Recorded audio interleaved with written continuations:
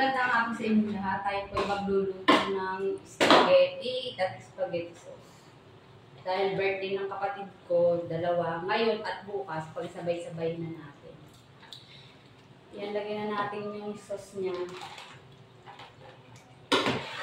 Hindi ko na siya pinakita sa inyo kung paano mag-isa. Alam niyo na naman mag-isa niyan, di ba? Ayan.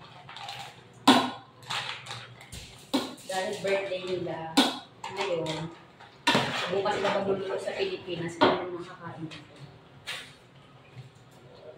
Ito naman. Okay na guys, ito na yung luto na ating spaghetti. Ilagay na natin siya. Diretsuhan lagay na yan, ha.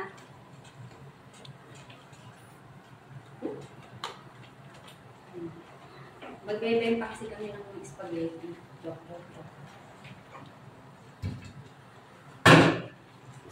Siyempre, haluin na natin. Kasi, hindi na sineparate yung sauce para isahan lang. Ayan na guys. Ang sarap na spaghetti. Ito nung kayo sa aking karinderya sa kapatid ng village. Bye!